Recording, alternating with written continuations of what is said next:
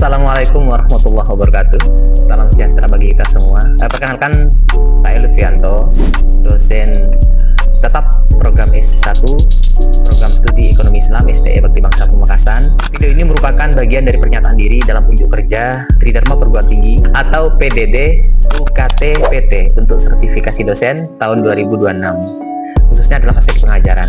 Pada kesempatan ini saya akan menjelaskan secara singkat mengenai mata kuliah manajemen strategi yang saya ampuh. Mata kuliah ini dirancang untuk membekali mahasiswa pada pemahaman konseptual serta keterampilan praktis dalam merancang, menjalankan, dan mengevaluasi strategi pemasaran yang relevan di era transformasi digital. Mata kuliah ini memiliki 3 SKS dan menggunakan pendekatan project-based learning yang mendekatkan pada pembelajaran berbasis proyek real.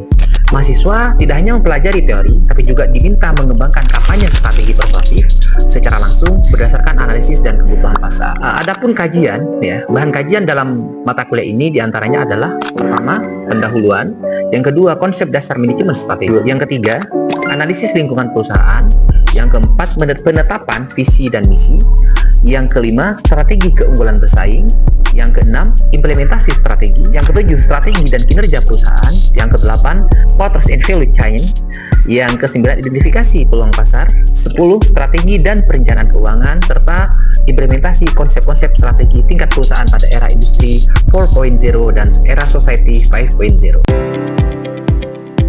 Mata kuliah manajemen strategi dengan kode mata kuliah MKK 1701 diberikan kepada mahasiswa semester 5. Diselenggarakan dalam 16 kali pertemuan tatap muka dengan rincian 14 kali materi dan 2 kali pertemuan masing-masing UTS dan UAS. Dalam pertemuan ketiga ini, mahasiswa diberikan tugas mandiri untuk merumuskan visi misi perusahaan yang diawali dengan pemberian materi, tanya jawab. Setelah itu baru mahasiswa melakukan tugas mandiri. Maka mahasiswa diminta untuk presentasi dilanjutkan dengan diskusi. Adapun aspek penilaian mahasiswa dengan rubrik penilaian proyek akhir, yaitu aspek pemahaman, argumen dan analisis, organisasi dan struktur, serta bahasa dan mekanisme.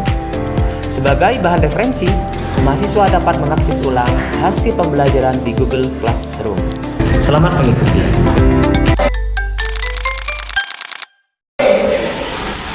Assalamualaikum warahmatullahi wabarakatuh. Selamat pagi semua. Sudah sarapan? Belum ya, masih pagi berarti. Baik, terima kasih. Semoga pagi ini kalian tuh berangkat dengan semangat, punya mental yang cukup, ya. Anda berangkat ke kampus dalam rangka untuk mencari ilmu yang baik juga. Dan pada kesempatan pagi hari ini, di pertemuan yang ketiga ini nanti kita akan bahas masalah visi misi. Namun sebelumnya nanti kita akan diskusi dulu. Mungkin yang pertemuan kemarin mungkin Anda itu ada hal yang belum dimengerti, kita bisa sharing gitu ya. Namun sebelumnya saya cek dulu ya, apakah di antara kalian ada yang nanti atau tidak.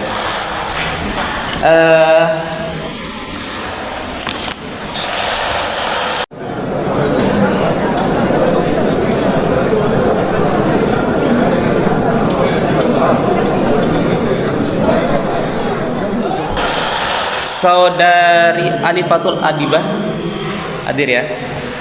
Amrosi, Febrianti, Ilma Fitriatul Ramadhani, oke. Imam Baidowi, Lailatul Ijtima, Malfiro, Nailatul Hidayah. Kemana? Izin ya? Kemana ya? Oke. Qutwatul Diana, Rumana ada, Siti Lailatul Qomariyah, Husni, Zainal Ihwan, Fadlilah, Sulaiman. Oke. Terus Nurul Hidayah. Oke, terima kasih. Berarti ada 2 orang yang nggak masuk hari ini ya. Baik, pada pertemuan ini kita masuk pada bagaimana cara membuat visi misi, ya. Namun sebelum kita masuk bagaimana cara Anda itu membuat visi misi, maka saya akan sampaikan dulu deskripsi mata kuliah pada pertemuan ketiga ini.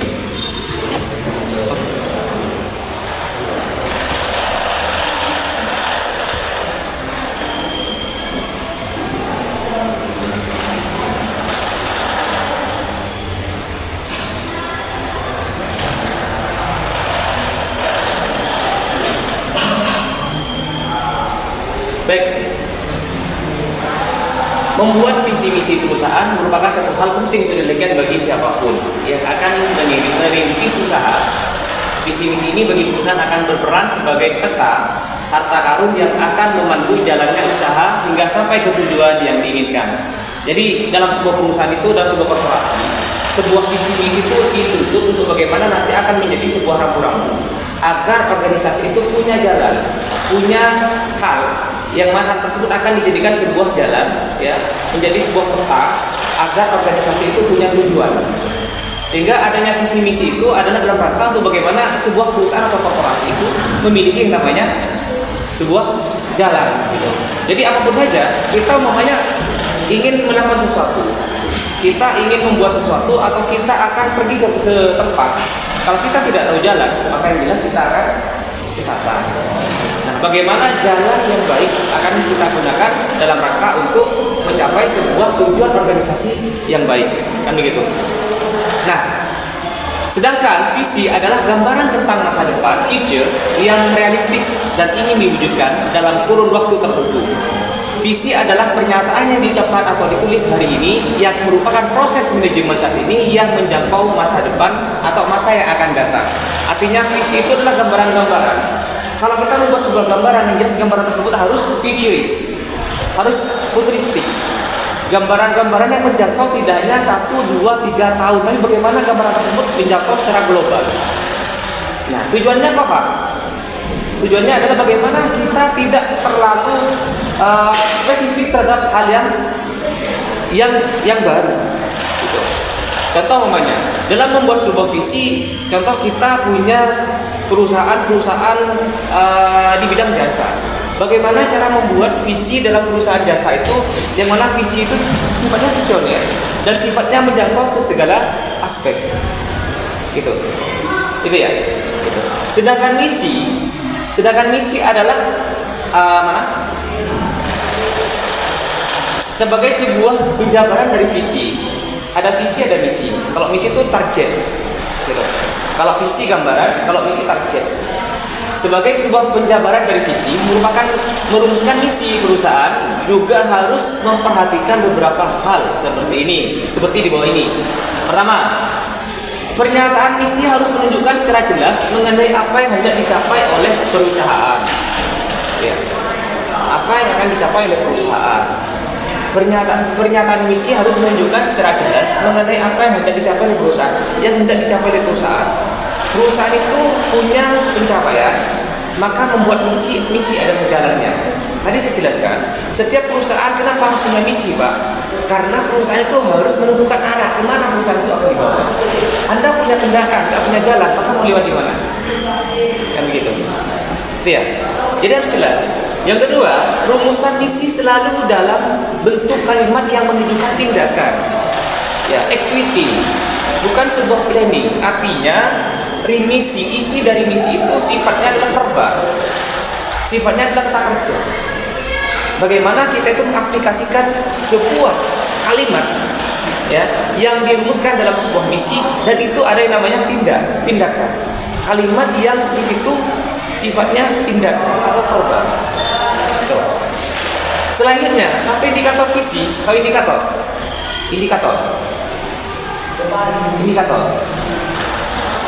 Tanda-tanda. Lampu indikator berarti lampu tanda. Jadi gini, satu indikator, satu tanda-tanda visi, ya, dapat dirumuskan lebih dari satu rumusan visi. Ya. Karena visi itu yang jelas satu visi. Visi tadi saya jelaskan, visi sifatnya global, tidak spesifik. Itu menjangkau beberapa tahun sampai nanti. Sifatnya global. Nah, misi itu lebih spesifik karena misi itu sifatnya adalah verbal, kata kerja. Kalau visi sifatnya adalah kata sifat. Gitu. Misi menggambarkan, satu indikator visi dapat dirumuskan lebih dari satu rumusan misi. Antara indikator visi dengan rumusan misi harus ada keterkaitan, harus relevan, atau terdapat benang merahnya secara jelas. Kalau Anda membuat misi, maka pedomannya kepada visi. Anda membuat misi, pedomannya kepada visi. Yang terakhir, kualitas produk atau layanan yang ditawarkan harus memiliki daya saing yang tinggi, namun disesuaikan dengan kondisi organisasi. Kalau Anda ingin membuat sebuah misi, maka kualitas produk dalam sebuah perusahaan yang kita tawarkan, entah produk jasa atau produk barang lainnya, yang ditawarkan harus memiliki daya saing yang tinggi, harus competitive advantage, harus memiliki daya tarik. Nah, setiap produk apa sih daya tariknya, Pak? Setiap produk apa daya tariknya? Kita kan kalau melihat barang, ini barang A, barang B, daya tariknya antara employee A dan B itu nggak sama. Coba, saya memberikan contoh. Antara geprekin aja sama tok-patok umpamanya ya. Daya tarik geprekin aja apa? Daya tarik geprekin aja murah. Murah. Outletnya banyak. Kalau tok-patok daya tariknya apa? Sambel khas. Itu daya tarik. Jadi orang tuh kalau suka sambal yang khas, maka pilihlah si A. Kalau pengen makanan yang murah dan outletnya banyak, promonya banyak, maka pilihlah si B. Itu adalah daya tarik. Dalam membuat sebuah misi harus ada yang namanya sugesti. Makanya itu adalah merupakan turunan dari futuristik. Kan begitu ya? Oke, ada masalah dulu? Ada masalah dulu? Ada pertanyaan? Silakan. Untuk siapa Mas? Namanya Mas? Oke. Bertanya bagaimana cara membuat visi dan misi yang relevan dengan kondisi saat ini? Bagaimana cara membuat visi dan misi biar relevan dengan kondisi saat ini? Di nomor 5 sudah jelas. Kualitas produk atau layanan yang ditawarkan harus memiliki daya saing yang tinggi, namun disesuaikan dengan kondisi organisasi. Ya, oke. Ini sebenarnya pertanyaan yang ditanyakan oleh Mas Husni.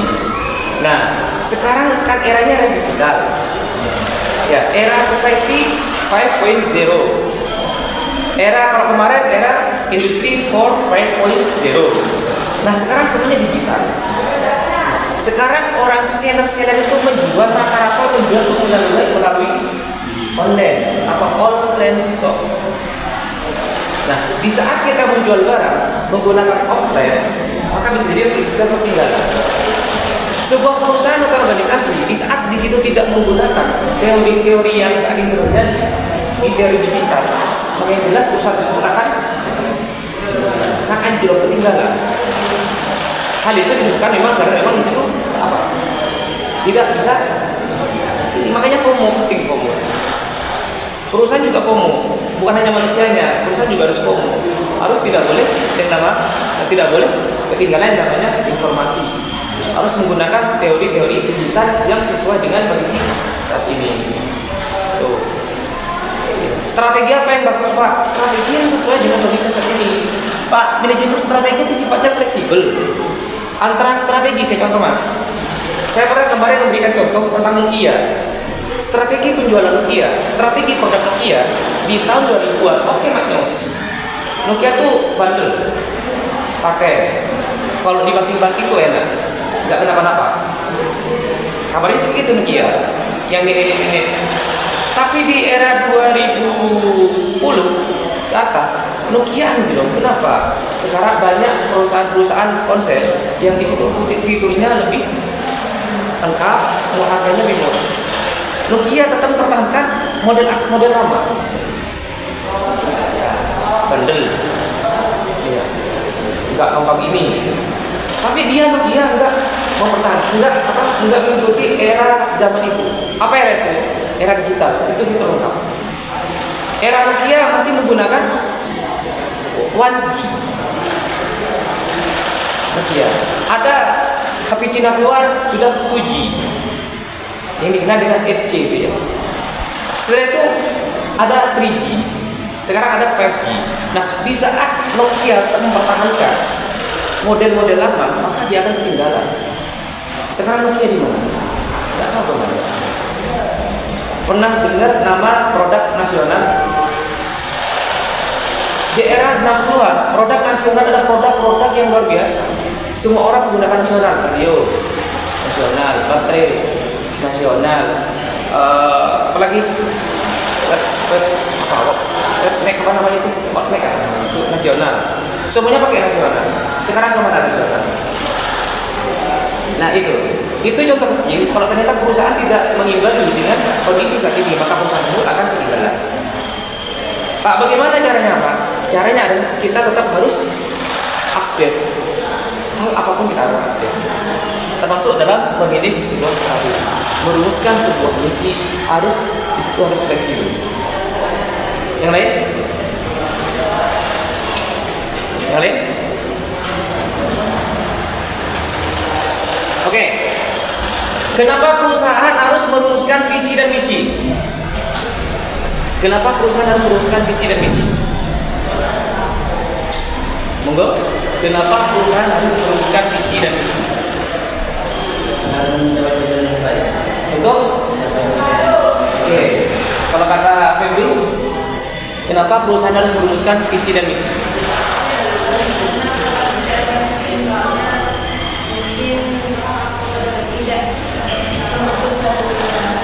Oke. Kalau kata Sulaiman, kenapa perusahaan tidak merumuskan? Kenapa perusahaan harus merumuskan visi dan misi? Kenapa? Oke, yang lain yang mau jawab? Monggo. Kenapa Pak perusahaan itu harus merumuskan visi misi? Pertama, menentukan arah strategis. Tadi saya bilang, awal-awal saya bilang, perusahaan itu membuat visi misi itu sama dengan membuat jalan, membuat peta. Petanya harus strategis. Nah, bagaimana Pak agar petanya strategis? Maka di situ dibutuhkan konsep yang juga strategis. Selanjutnya, kan gitu kan? Yang kedua, memandu pengambilan keputusan, memudahkan manajemen dalam memilih prioritas, mengevaluasi ide dan menyelesaikan masalah tanpa kehilangan tujuan utama perusahaan, menyatukan dan memotivasi tim, terus membangun identitas perusahaan. Oke, sekarang kita ada kuis kecil-kecilan. Anda cukup menjawab apakah visi atau komisi, misi atau visi, cukup misi atau visi gitu aja. Ini saya ada contoh. Anda tinggal menjawab. Contoh pertama ini ya. Saya adalah tujuan besar, cita-cita atau gambaran masa depan organisasi. Siapakah saya? Contoh saya adalah visi. Ya. Nih. Oke.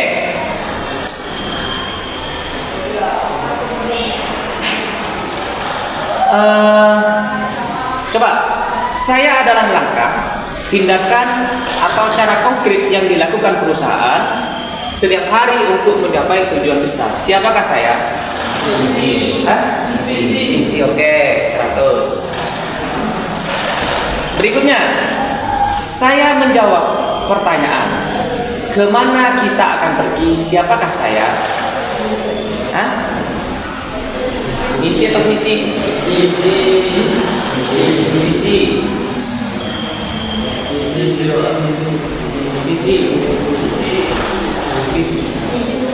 Oke, yang jawab visi benar, yang misi salah. Terakhir,